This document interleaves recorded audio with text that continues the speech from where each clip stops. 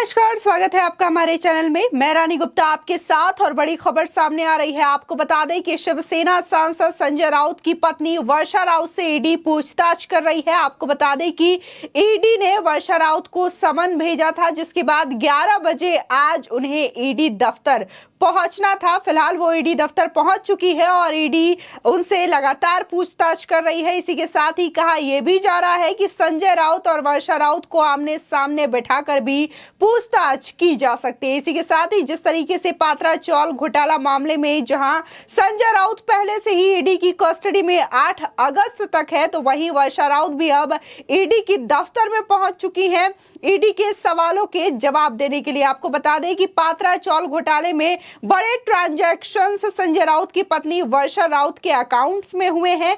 प्रवीण राउत ने कई ऐसे ट्रांजैक्शंस किए हैं वर्षा राउत के अकाउंट में, जिसको लेकर के ईडी ये पूछताछ कर सकती है। आपको बता दें, प्रवीण राउत ने वर्षा राउत के अकाउंट में 83 लाख रुपए ट्रांसफर किए हैं और इन्हीं का सोर्स दरअसल ईडी जानना चाहती है कि आखिर ये पैसे कहां से आए और आखिर क्यों प्रवीण राउत ने वर्षा राउत को ये पैसे ट्रांसफर किए। आपको बता दें कि ये भी खुलासा हुआ था पिछले दिनों की कैसे 4 से 5 करोड़ रुपए जो है संजय राउत को प्रवीण राउत ने दिए थे और संजय राउत ने इन्हीं पैसों से अलीबाग में 10 प्लॉट भी खरीदे थे, वो भी पूरे नगद पैसे दे करके। इसी को ईडी जानना चाहती है कि आखिर इतने पैसे प्रवीण राउत ने संजय राउत को क्यों दिए और इनके सोर्स क्या है। इसी के साथ ही आपको बता दें कि जहां ईडी की कार्रवाई चल रही है, ईडी लगातार मुंबई से लेकर के दिल्ली सारे जगह कार्रवाई कर रही है। दिल्ली से लेकर के मुंबई और कोलकाता तक ईडी जांच कर रही है और बड़े से बड़े नेता इस वक्त ईडी के गिरफ्त में है। मनी लॉन्ड्रिंग मामले में देखने को मिल रहा है कि कहीं पैसों का अंबार मिल रहा है, तो कहीं पर किस तरीके से ईडी के कार्रवाई के विरुद्ध जो नेता हैं, जो विपक्षी हैं, वो किस कदर सड़कों पर उतर आ रहे हैं। और इसी में देखने को मिला कि जहां संजय राउत को लेकर की ईडी की कार्रवाई हुई, ईडी ने संजय राउत को हिरासत में लिया, गिरफ्तार किया, तो इस बीच कांग्रेस पार्टी ने भी संजय राउत का समर्थन किया और अब संजय राउत ने इन्हें सब चीजों को देखते हुए एक लेटर लिखा और विपक्षियों को धन्यवाद भी दिया और साथ ही उन्होंने ये भी कहा कि बाला साहेब ने लड़ना सिखाया है, रोना नहीं सिखाया है। आपको बता दें, ईडी की कार्रवाई के बीच देखने को मिला था कि प्रियंका गांधी ने संजय राउत के समर्थन में ट्वीट किया था। इसी के साथ ही तमाम जो विपक्षी हैं, खासकर कांग्रेस, जो कि इस वक्त खुद ईडी की गिरफ्त में है और लगातार कांग्रेस की सोनिया गांधी और राहुल गांधी ईडी के सवालों का सामना कर रहे हैं। इसी के साथ ही नेशनल हेराल्ड हाउस भी सीज कर दिया गया है ईडी के द्वारा। वो पार्टी संजय राउत का समर्थन कर रही है जो कि खुद मनी लॉन्ड्रिंग मामले में लगातार ईडी की गिरफ्त में है और संजय राउत भी इस वक्त मनी लॉन्ड्रिंग मामले में ही ईडी का सामना कर रही है। दोनों जो पार्टी के नेता हैं वो लगातार एक दूसरे का समर्थन भी कर रहे हैं और देखने को मिल रहा है कि सबसे ज्यादा जो शिकंजा है वो इन्हीं दोनों नेताओं पर ईडी के द्वारा कसा गया है। तो ये अपने आप में ही बड़ी रोचक बात हो जाती है कि वही पार्टी संजय राउत का समर्थन करते हुए दिखाई दे रहा है जो कि खुद इस वक्त मनी लॉन्ड्रिंग मामले में फंसा हुआ है, लगातार प्रदर्शन कर रहा है संसद में, संसद के बाहर, सड़कों पर। और कल तो देखने को मिला कि कैसे काले कपड़े पहनकर काला दिवस मनाया गया कांग्रेस पार्टी के द्वारा काले कपड़ों में। उस दिन जब ये देश का ऐतिहासिक दिन है, 5 अगस्त वो तारीख है जब राम जन्मभूमि में आधारशिला रखी गई राम मंदिर की। इसी के साथ ही 5 अगस्त को ही 370 धारा हटाया गया और उस दिन कांग्रेस पार्टी का काले कपड़े पहन करके प्रदर्शन करना अपने आप में ही बड़ा सवाल है और उस पार्टी को संजय राउत इसके लिए लेटर लिखते हैं और उनका शुक्रिया अदा करते हैं। तो बता दें, शिवसेना सांसद संजय राउत की पत्नी वर्षा राउत पर भी ईडी ने शिकंजा कसा है और इसी के साथ ही ईडी के अधिकारी ने आज वर्षा राउत को पूछताछ के लिए बुलाया था और ईडी के दफ्तर वर्षा राउत पहुंच चुकी हैं, उनसे पूछताछ लगातार जारी है।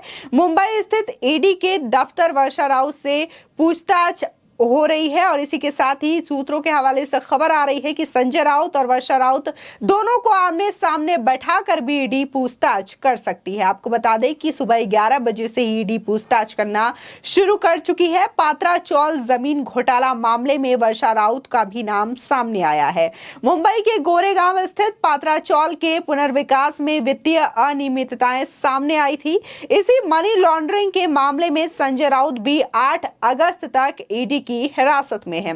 बता दें, मुंबई के बालाड स्थित ईडी कार्यालय में वर्षा राउत और मामले के अन्य आरोपियों का सामना संजय राउत से कराया जा सकता है। इसी के साथ ही ईडी पहले भी कई बार वर्षा राउत से पूछताछ कर चुकी है। आपको बता दें, वर्षा राउत के नाम पर खरीदी गई प्रॉपर्टीज के सबूत एबीपी न्यूज के हाथ लगे हैं, जिनके मुताबिक वर्षा और स्वप्ना पाटकर के नाम पर 10 लैंड पार्सल खरीदे गए थे। साथ ही ईडी ने कोर्ट में यह भी कहा कि संजय राउत और उनके परिवार आवास पुनर्विकास परियोजना में कथित वित्तीय गड़बड़ी के जरिए जमा कराई गई 1 करोड़ रुपए से ज्यादा की धनराशि मिली है।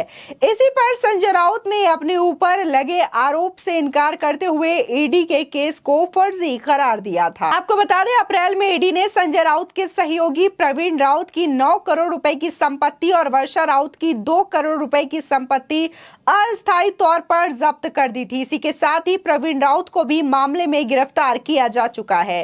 अलीबाग में प्रवीण के पास 8 प्लॉट और वर्षा के नाम पर एक फ्लैट है, जिसे जब्त किया गया। तो वहीं दूसरी ओर बड़ी खबर यह भी सामने आ रही है कि शिवसेना सांसद संजय राउत ने एक पत्र लिखकर अपने सभी विपक्षी दलों के नेताओं को उनका समर्थन करने के लिए धन्यवाद दिया है। दरअसल संजय राउत इस समय मनी लॉन्ड्रिंग मामले में ईडी की हिरासत में है और वहां से वो लेटर लिख के अपने विपक्षियों का समर्थन करने के लिए धन्यवाद करते हैं।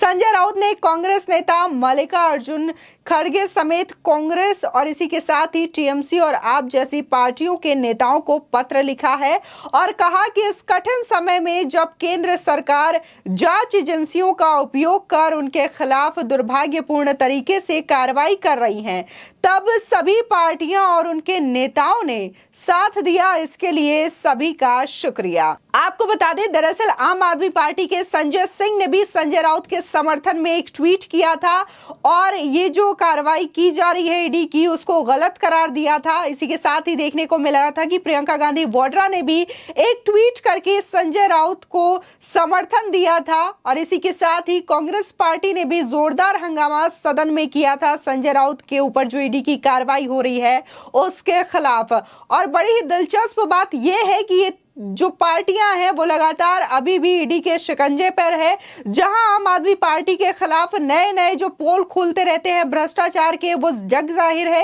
इसी के साथ ही प्रियंका गांधी और कांग्रेस पार्टी के जो इस वक्त हालात है, किस तरीके से वो लगातार ईडी के कार्रवाई के बीच महंगाई और बेरोजगारी का रोना रो रही है और सड़कों पर उतर रही है, ये भी सभी को पता है। और देखने वाली बात यही है कि वही विपक्षी पार्टी संजय राउत के समर्थन में उतरी है, जो इस वक्त तो खुद ईडी की गिरफ्त में है, ईडी की कार्रवाई जो हो रही है उसका सामना कर रही है और मनी लॉन्ड्रिंग मामले में ये सभी नेता एक दूसरे का समर्थन करते हुए दिखाई दे रहे हैं और ईडी के कार्रवाई के खिलाफ आवाज उठाते हुए दिखाई दे रहे हैं और ये कह रहे हैं कि केंद्र सरकार की वजह से ही ईडी ये कार्रवाई कर रही है। आपकी इस खबर पर क्या राय है, हमारे कमेंट सेक्शन में जरूर बताएं। आगे की और भी अपडेट के लिए चैनल को सब्सक्राइब करना ना भूलें।